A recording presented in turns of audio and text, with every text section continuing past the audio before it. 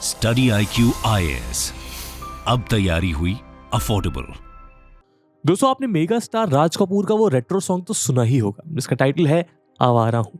1951 में blockbuster Hindi film आवारा का ये सॉन्ग आज भी दुनिया के कोने कोने में सुना जाता है। आप जानकर चौंक जाएंगे कि टर्की में इसका टर्किश डब्ड वर्जन कई दशकों से मैड पॉपुलैरिटी एंजॉय करता आ रहा है। उसी तरह सुपरस्टार ऋषि कपूर के सॉन्ग मेरी उम्र के नौजवानों का सटायरिकल टर्किश वर्जन मेरी उम्र के बेरोजगारों टर्की में बेहद पॉपुलर रहा है। कहने का मतलब है कि बॉलीवुड के सॉन्ग्स और मूवीज कई दशकों से बॉर्डर्स की बंदिशों को तोड़कर टर्की और इंडिया के लोगों को जोड़ने का काम करते आए हैं।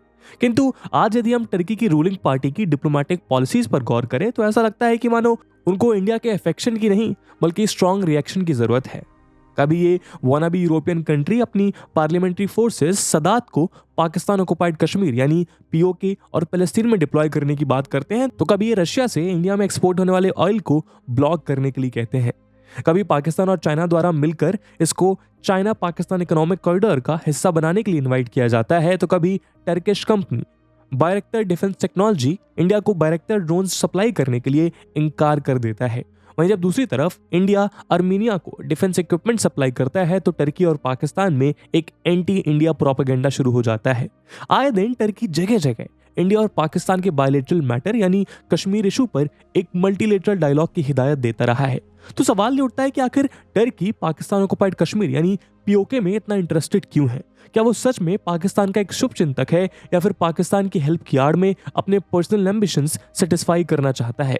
इसके अलावा यदि आप टर्की की UNGA की स्टेटमेंट्स को नोट करें तो वहां भी वो एकदम पाकिस्तान की भाषा बोलता हुआ नजर आता है। 2019, 20 और 21 में उन्होंने कहा कि कश्मीर इशू को रेलेवेंट UN रेजोल्यूशन के फ्रेमवर्क के तहत कश्मीर के लोगों की एक्सपेक्टेशंस को ध्यान में रखकर सॉल्व किया जाना चाहिए। वहीं हाल ही में 2022 में उन्होंने कहा कि ये बेहद अनफॉर्चुनेट है कि 75 साल में इंडिया और पाकिस्तान कश्मीर में पीस मेंटेन नहीं कर पाए हैं। दोस्तों, जब जब टर्की UN में कश्मीर का मुद्दा उठाता है तो उसको इंडिया द्वारा सटीक जवाब तो मिल जाता है, किंतु इंटरनेशनल पॉलिटिक्स कभी कभी वर्बल एक्सचेंजेस या पैसिव सिग्नल से आगे बढ़कर कंक्रीट एक्शंस डिमांड करती है। हालांकि इंडिया इसमें थोड़ा लेट जरूर हुआ है, किंतु अभी भी ज्यादा देर नहीं हुई है। आज इंडिया इसको बखूबी समझ रहा है। तो आखिर इस फ्रंट पर इंडिया टर्किश एग्रेशन के अगेंस्ट क्या स्टेप्स ले रहा है? क्या डॉक्टर जयशंकर की रिसेंट सिप्रस विजिट टर्की को उसके स्टेटमेंट के जवाब के तौर पर मिली है? और इसके अलावा इंडिया के पास वो कौन से अस्त्र हैं जिनसे वो टर्की को POK जैसे सेंसिटिव रीजन में टैकल कर सकता है? एक्सपर्ट्स के मुताबिक टर्की की 2022 की स्टेटमेंट पहले के कंपैरिजन में काफी माइल्ड रही। इसमें उन्होंने इस इशू को UN के 1950 की रेजोल्यूशन के थ्रू सॉल्व करने की बात नहीं की। तो क्या सच ये है कि इंडिया के एक्शंस टर्की पर असर दिखाना ऑलरेडी शुरू कर चुके हैं? इस वीडियो में हम आपके लिए टर्की और पाकिस्तान की एविल एक्सिस को डिकोड करते हुए इंडिया के पास मौजूद उनके एंटीडोट्स के ऊपर भी चर्चा करेंगे। लेकिन आगे बढ़ने से पहले मैं आपको बता दूं कि इस वीडियो की इंपॉर्टेंस UPSC मेंस के GS2 के IR सेक्शन के लिहाज से काफी ज्यादा है। इसके बारे में हम वीडियो के अंत में और भी बात करेंगे, पर फिलहाल के लिए अपने डिस्कशन को हम आगे बढ़ाते हैं। दोस्तों, प्रीलिम्स को UPSC की परीक्षा का आयरन गेट माना जाता है, क्योंकि 10 लाख बच्चों में से प्रीलिम्स में मात्र 10,000 बच्चे मेंस लिखने के लिए सिलेक्ट होते हैं, जो इस एग्जाम के सिलेक्शन रेट को 1% से भी कम कर देता है। और इसी दुविधा और कठिनाई को समझते हुए स्टडी IQ आप सबके लिए लेकर आया है SIP यानी सक्सेस इन प्रीलिम्स प्रोग्राम, जिसके अंतर्गत मात्र 90 दिनों में आप प्रीलिम्स के आयरन गेट को क्रॉस करने में सक्षम हो जाएंगे। क्योंकि इस प्रोग्राम में आपको भारत की सबसे बेहतरीन फैकल्टीज से 200+ आवर्स की लाइव रिवीजन क्लासेस मिलेंगी और इन लेक्चर्स के बाद आपको रिवीजन बुकलेट्स मिलेंगी, जिससे आप स्टैटिक और करंट कंटेंट को रिवाइज कर पाएंगे। CSAT की वर्कशॉप्स होंगी और साथ में आपको मिलेंगे UPSC के मिरर टेस्ट और ऑल इंडिया ओपन टेस्ट, जो आपको आपकी तैयारी का सही फीडबैक देंगे। दोस्तों, इस प्रोग्राम के अंतर्गत इन बैचेस में क्लासेस की स्टार्टिंग 5 जनवरी से हो रही है, जिसमें क्लासेस की टाइमिंग 3 PM रहेगी। पर आपको ध्यान रखना है कि इसमें अवेल करते वक्त आपको AG लाइव कूपन कोड जरूर यूज करना है, जिससे इस प्रोग्राम के प्राइसेस ऑलमोस्ट हाफ हो जाएंगे और मात्र 6000 रुपीज के सुपर डिस्काउंटेड प्राइस पे आप इन बैचेस को अवेल कर पाएंगे। इन बैचेस से रिलेटेड सभी इंपॉर्टेंट लिंक्स आपको पिन कमेंट और डिस्क्रिप्शन में मिल जाएंगी। बाकी सभी अपडेट्स के लिए आप मुझे मेरे सोशल मीडिया हैंडल्स पे फॉलो कर सकते हैं। दोस्तों, सबसे पहले तो आपको बता दें कि टर्की और इंडिया के रिलेशंस हमेशा से ही ऐसे नहीं थे। इंडिया के first PM Pandit Nehru Turkish leader कमाल मुस्तफा अतातुर्क की सेकुलर पॉलिसीज से बहुत प्रभावित थे। उनकी ही लीडरशिप के अंडर टर्की ने वर्ल्ड वॉर 1 की अलाइड पावर्स के साथ पीस स्टैब्लिश कर एक सो कॉल्ड सेक्युलर टर्की की स्थापना की थी। किंतु कोल्ड वॉर में जब दुनिया दो गुटों में बट गई और इंडिया अपने नॉन अलाइनमेंट की पॉलिसी को परस्यू करने लगा, उस समय टर्की यूएस और पाकिस्तान के कैंप में शामिल हो गया। इंडो पाक वॉर्स में टर्की इंडिया के अगेंस्ट पाकिस्तान को वेपन्स तक सप्लाई करने लगा। पीएम राजीव गांधी और पीएम अटल बिहारी वाजपेयी के टेन्योर के दौरान इंडिया और टर्की के रिलेशंस बेहतर करने की बहुत सी कोशिशें हुई, किंतु 2003 में टर्किश लीडरशिप में एर्दोगान के आगमन के बाद ये सब कोशिशें नाकामयाब हो गईं। कहते हैं कि इस दौर में ट्रेड इम्बैलेंस और न्यूक्लियर पावर के डेवलपमेंट में इंडिया का सपोर्ट ना मिलना दोनों देशों के रिलेशंस में एक बड़ा इरिटेंट बना। किंतु एर्दोगान की एक्सट्रीमली रिलीजियस पॉलिसीज और एंटी इंडिया स्टैंड इसका एक अहम कारण रहा। ये ट्रेंड खास तौर से इंडिया द्वारा कश्मीर में आर्टिकल 370 के एब्रोगेशन के बाद खूब इंटेंसिफाई होता दिखा। वो कहते हैं कि कश्मीर जितना इंपॉर्टेंट पाकिस्तान के लिए है, उतना ही इंपॉर्टेंट टर्की के लिए भी। यहाँ टर्की ये भूल जाता है कि पहले तो कश्मीर इशू इंडिया और पाकिस्तान का बायलैटरल मैटर है, और दूसरा ये रीजन इंडिया का एक इंटीग्रल पार्ट है जिसको पाकिस्तान द्वारा इलीगली ऑक्युपाई किया गया है। दोस्तों, इंडिया टर्की रिलेशंस के हिस्टोरिक ओवरव्यू का हिंट लेने के बाद आइए देखते हैं कि टर्की को इस रीजन से इतना लगाव क्यों है। तो दोस्तों, पीओके को लेकर टर्की और पाकिस्तान के रिलेशंस को 3 डेवलपमेंट्स में ऑब्जर्व किया जा सकता है। आइए इनको एक एक करके डिकोड करते हैं। जैसा कि हमने शुरुआत में कहा, नवंबर में पाकिस्तानी पीएम शहबाज शरीफ जब टर्की की विजिट पर थे तो उन्होंने टर्की से अपनी 3rd warship PNS Khyber pomp and show के साथ रिसीव की। इस दौरान एर्दोगान ने पाकिस्तान को एश्योर किया कि वो पाकिस्तान का मिलिट्री इंफ्रास्ट्रक्चर बिल्ड करने में हर मुमकिन सपोर्ट देगा। इस विजिट पर टर्की, अजरबैजान और पाकिस्तान के बीच कुछ नए मिलिट्री एडवेंचर्स को लेकर भी बात हुई। इसके अलावा हाल ही में टर्की ने अपने बैरक्टार ड्रोन्स इंडिया को सप्लाई करने से मना कर दिया है। ये वही ड्रोन्स हैं जिनको टर्की ने यूक्रेन को बड़ी मात्रा में सप्लाई किया, और इन ड्रोन से रशियन फोर्सेस का बहुत नुकसान हुआ। हालांकि यूक्रेन में इन ड्रोन्स की सक्सेस के बाद इनकी पॉपुलैरिटीज को बहुत तेजी से बढ़ा दिया है। टर्की का कहना है कि वो इन ड्रोन्स को यूक्रेन और अजरबैजान जैसी फ्रेंडली कंट्रीज को ही सप्लाई करेगा, और इंडिया को वो इसलिए सप्लाई नहीं करेगा क्योंकि वो किसी कॉन्फ्लिक्ट की दोनों पार्टीज को अपने वेपन्स नहीं सेल करते हैं। इसको वॉर प्रॉफिटिंग कहा जाता है। दोस्तों, इसके पीछे असल रीजन क्या है वो तो हम सब जानते हैं, किंतु आपकी जानकारी के लिए बता दें कि इंडिया ने ऑलरेडी इससे कई गुना बेहतर तापस BH-201 कॉम्बैट ड्रोन्स पर काम शुरू कर दिया है। इसके अलावा टर्की ने हाल ही में पीओके में अपनी पैरामिलिट्री फोर्सेस सदात को डिप्लॉय करने की भी बात कही है। यूं तो सदात टर्किश स्टेट या उनकी गवर्नमेंट की फोर्स नहीं, बल्कि उनकी pro Erdogan private defence consultancy की फोर्स है। ये दुनिया भर में जगह जगह अपनी मर्सिनरीज को डिप्लॉय कर ह्यूज रेवेन्यू जनरेट करते हैं। यानी यदि वो पीओके में इस फोर्स को डिप्लॉय करते हैं तो उसको डायरेक्टली टर्किश फोर्सेस का नाम नहीं दिया जाएगा, किंतु सद्दात का पाकिस्तानी आईएसआई के साथ बहुत क्लोज कनेक्शन बताया जाता है, और टर्की के बाकी सभी सिग्नल्स भी इसको इंडिया के लिए एक सीरियस इरिटेंट प्रूव करते हैं। अब अगर बात करें सीपीईसी की, तो उसका एक कंसिडरेबल पार्ट पीओके से होकर गुजरता है। असल में पाकिस्तान सीपीईसी में चाइना का $60 बिलियन ऑलरेडी ध्वस्त कर चुका है, और अब जब चाइना उसमें और इन्वेस्टमेंट देने से डगमगा रहा है तो उनकी इस गाड़ी को आगे बढ़ाने के लिए किसी नए स्ट्रेटेजिक पार्टनर की जरूरत है। चाइना के लिए खास तौर से टर्की की इन्वॉल्वमेंट यहाँ बहुत सिग्निफिकेंट है। ऐसा इसलिए क्योंकि यूरोप और एशिया के इंटरसेक्शन पर टर्की की geo strategic position Chinese BRI के लिए बहुत वैल्यूएबल है। सेकेंडली, टर्की का इसमें जुड़ना इस प्रोजेक्ट को एक इंटरनेशनल आउटलुक देता है जो चाइना के मुताबिक इंडिया के ऊपर प्रेशर क्रिएट करता है। इसके अलावा ईस्टर्न लद्दाख पर भी चाइना और टर्की कॉमन व्यू शेयर करते हैं, जो उनके मुताबिक इंडिया के लिए बड़ा चैलेंज है। उधर टर्की इस इन्विटेशन के लिए इसलिए राजी है क्योंकि वो अपनी इकोनॉमी को स्टिमुलेट करने के लिए चाइना की इन्वेस्टमेंट सीख कर रहा है। इसके अलावा चाइना टर्की और नॉर्थ कोरिया के बीच न्यूक्लियर वेपन्स को सपोर्ट करने का एविल एक्सेस ऑपरेट करता है। तो कुल मिलाकर ओवरऑल पीओके में टर्की की एविल इंटेंशंस इंडिया के लिए चिंता का कारण तो जरूर है। इसके अलावा यदि आप टर्की के इंटरनेशनल कंडीशंस पर गौर करें तो आप पाएंगे कि टर्की आज बेहद नाजुक मोड़ पर खड़ा है। इकोनॉमी से शुरुआत करें तो वो शैम्बल्स में है। हिस्टोरिक इन्फ्लेशन और LIRA के फ्री फॉल के कारण उनकी 2/3 पॉपुलेशन अपने खाने और घर के रेंट जैसी बेसिक नीड्स को भी फुलफिल नहीं कर पा रही है। इंडिपेंडेंट एनालिस्ट की माने तो उनका एनुअल CPI इन्फ्लेशन असल में 176% के मार्क पर बैठा है। यहाँ कोविड-19 पैंडेमिक या यूक्रेन वॉर से हुए डिसरप्शंस के साथ साथ टर्की की इस हालत के पीछे कुछ डीपर स्ट्रक्चरल इश्यूज भी जिम्मेदार हैं। कहा जाता है कितने लो इंटरेस्ट रेट्स प्रेसिडेंट एर्दोगान की पार्टी को फंड करने वाले बिग कंस्ट्रक्शन और रियल एस्टेट जायंट्स को सपोर्ट करते हैं, जो चीपर लोन से ह्यूज प्रॉफिट जनरेट कर पाते हैं। पास्ट में भी उन्होंने इलेक्शंस जीतने के लिए इकोनॉमी को चीप मनी से भरा है। यहाँ उनके इकोनॉमिक कोलैप्स का एक मेजर फैक्टर उनकी रिलीजियस पॉलिसीज भी है। एर्दोगान के ऑर्थोडॉक्स व्यूज और उनकी so called neo Ottoman policies के चलते उन्होंने टर्की के अंदर और बाहर अपने मॉस्क और बाकी रिलीजियस इंस्टीट्यूशंस को खूब फंड किया है। हाजिया सोफिया म्यूजियम को एक मॉस्क में तब्दील करना उनकी नियो ऑटोमन पॉलिसीज का ही एक पार्ट था।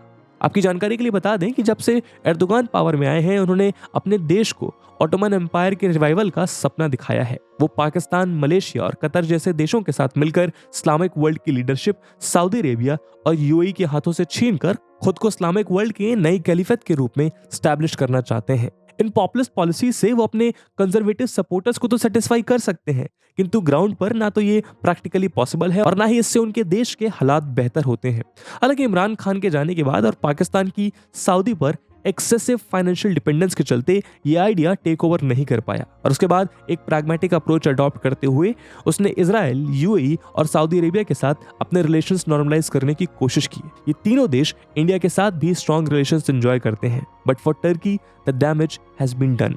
पर एर्दोगान शायद भूल चुके थे कि देश केवल रिलीजियस एम्बिशन से नहीं बल्कि एक स्टेबल इकोनॉमी से चलता है। आज की इकोनॉमी हालत को देखते हुए आने वाले इलेक्शंस में एर्दोगान के लिए स्टेक्स बहुत ज्यादा हाई हैं। साथ ही टर्की में टेररिज्म और एथनिक इंस्टेबिलिटी भी आज अपने पीक पर है। टर्की FATF की ग्रे लिस्ट में भी लिस्टेड है। तो अब तक आपको कहीं ना कहीं एहसास हो रहा होगा कि ऐसी ही कहानी हमारे पड़ोसी देश पाकिस्तान की भी है। पाकिस्तान की इकोनॉमी टूटकर चकनाचूर होती रही और उनके आम लोग भयानक फ्लड्स की चपेट में आकर मरते रहे।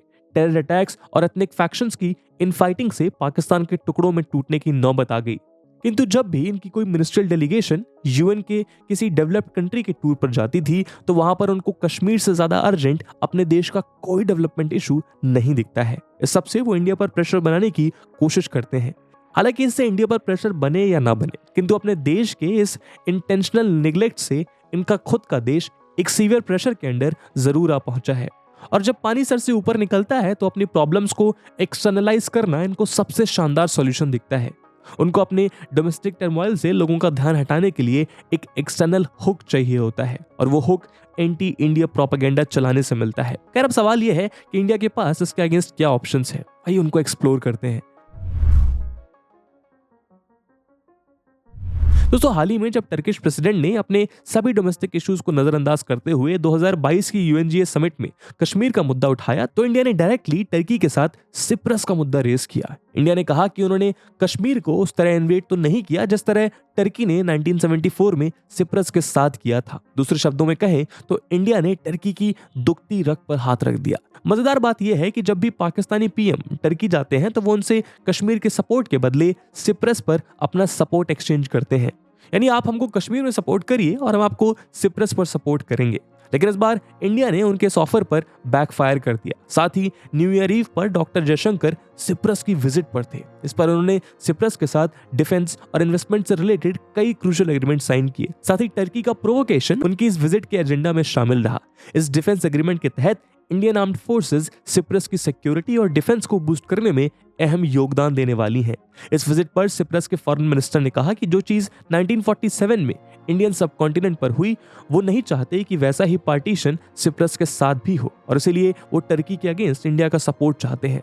ये तो देश बहुत छोटा सा है, किंतु इंडिया के लिए ये पाकिस्तान और टर्की के एविल नेक्सस को काउंटर करने में एक मास्टर स्ट्रोक दिखाई पड़ता है। ऐसा क्यों और कैसे, ये समझने के लिए हम आपको इतिहास में थोड़ा पीछे लेकर चलना होगा।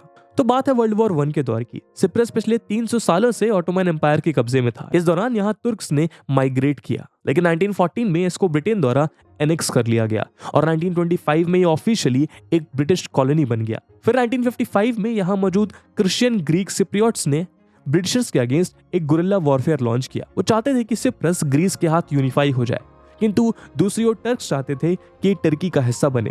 जब ब्रिटिशर्स दोनों कम्युनिटीज के बीच की टेंशंस को कंट्रोल नहीं कर पाए तो वो इस आइलैंड को उसी के हाल पर छोड़कर चलते बने। दोस्तों, ब्रिटिशर्स का ये फॉर्मूला हमेशा कांस्टेंट रहा है।